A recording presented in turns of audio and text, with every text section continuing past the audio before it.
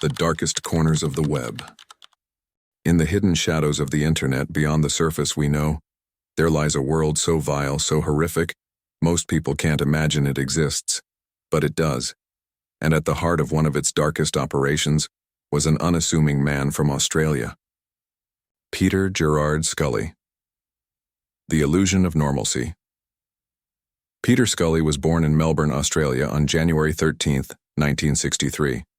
A tall man at 188 meters, he lived what appeared to be an ordinary life. He had a wife, 2 children, a house in Narre Warren. From the outside, he looked like your average suburban father. But behind that facade, Peter Scully was already building a twisted empire. By the late 2000s, he had become involved in real estate, scams, promising investors massive returns through his shady business called the key to wealth. But there was no key, only lies. Scully defrauded dozens of people out of hundreds of thousands of dollars. Australian authorities began to circle. Rather than face justice, he disappeared. The escape to darkness. In 2011, Peter Scully vanished from Australia. He fled to the Philippines, a country struggling with poverty and corruption in some regions, and critically, weak enforcement of cybercrime laws at the time. Scully didn't just run to hide. He ran to expand. He began recruiting young women, often from slums, promising them jobs, safety, or education. But behind those false promises was a horrifying truth. These women would become pawns in something far darker. He set up operations in Surigao City, Mindanao, quiet, remote, and disconnected enough for him to operate without suspicion. But what he was about to build would shock the entire world. Birth of No Limits Fun. In the dark web's blackened corners where law enforcement rarely reaches, Peter Scully launched a platform known as No Limits Fun, NLF. This wasn't just another illegal site. It was a pay-per-view hellscape, a place where clients could pay thousands of dollars to watch made-to-order content featuring the exploitation of children. The videos weren't just illegal, they were unthinkably cruel.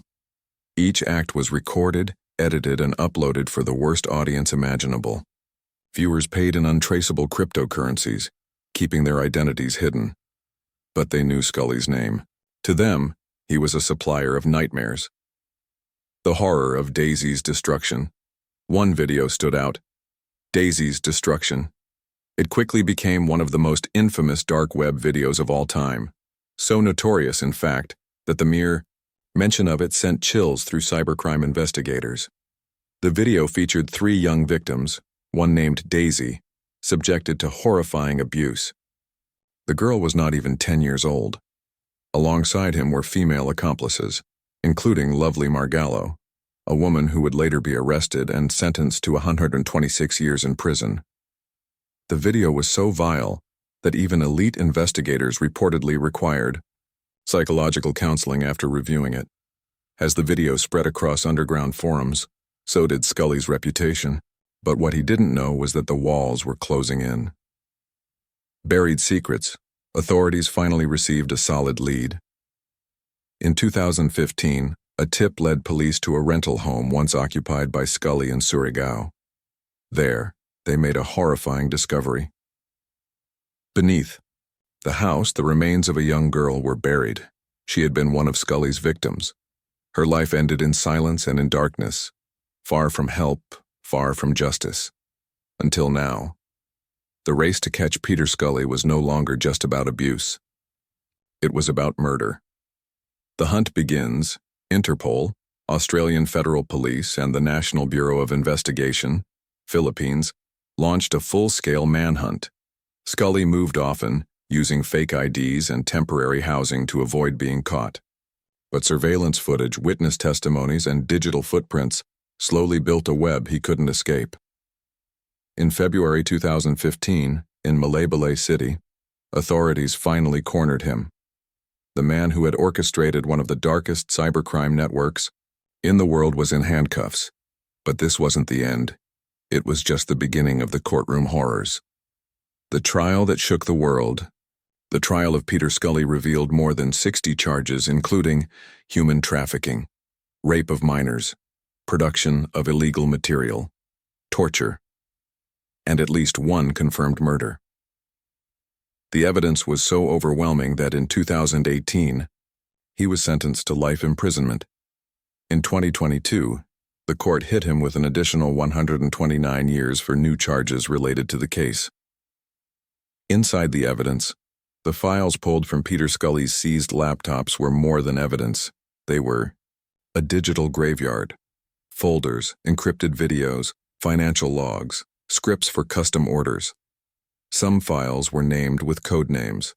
Others used numbers, tracking victims like inventory.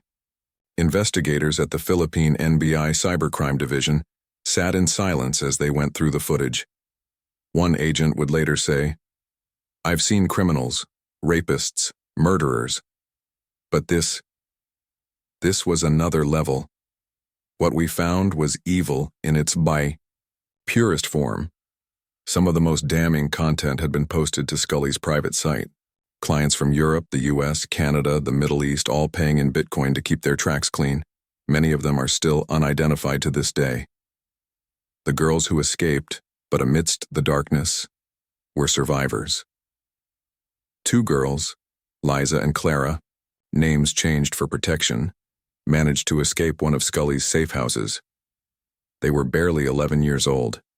Emaciated, terrified, and barefoot, they ran through jungle paths for hours until they reached a house with lights. The homeowner called police. It was these girls who revealed Scully's real location. They were able to describe the house, the people inside, the tools, the layout. One girl had burns on her arms, the other, deep scars on her back. They couldn't even speak in full sentences, but they remembered everything. This was the turning point of the investigation. Lovely Margallo, the accomplice. Not all monsters wear masks. Lovely Margallo, a 23-year-old woman, was one of Scully's key enablers. She didn't just assist, she participated. She groomed victims, arranged the shoots, and sometimes even appeared on camera. At one point, she laughed on video while standing over a crying child. When she was finally captured in 2017, hiding in Malapascua Island, she told investigators, "Peter promised me everything, money, escape, safety. I did what I had to do." But what she did earned her 126 years in prison. To this day, she claims she was brainwashed. Many believe she was just as dangerous as Scully himself. The global network. As the investigation widened, authorities discovered that Scully wasn't operating alone.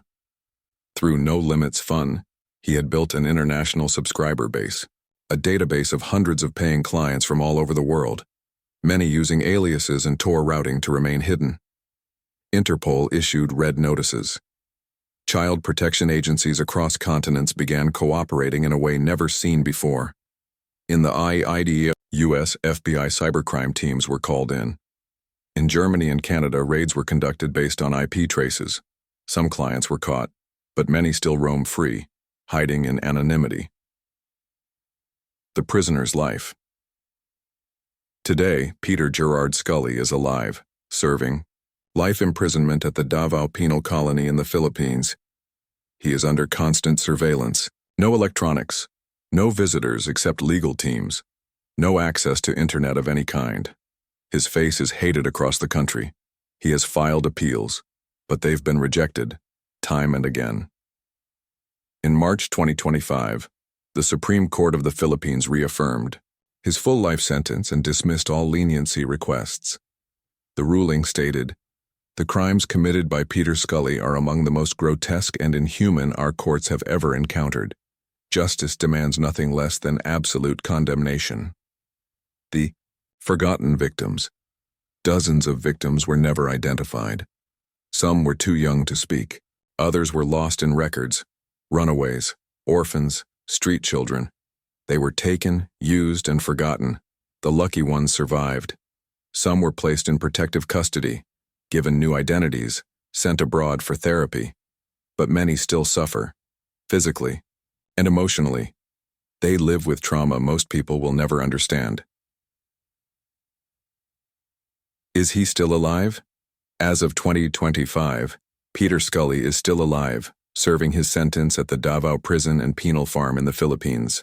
He is under tight security, and his name remains one of the most reviled among cybercrime offenders. The international community continues to track down those who purchased or participated in his network, many of whom remain unidentified. Warning to the world, Peter Scully was not a shadow. He was a man, a father, a businessman. He walked among us, and that is perhaps the most terrifying truth of all. Evil doesn't always knock. Sometimes it builds a website and waits for you to click. Peter Scully may be behind bars, but the scars he left behind still echo through the lives of his victims and through the dark web's darkest corners. His case serves as a chilling reminder. Evil does not always come with horns. Sometimes it wears the mask of an ordinary man. The case may be closed, but criminology never sleeps. Like and subscribe to join Criminology and step deeper into the dark with us.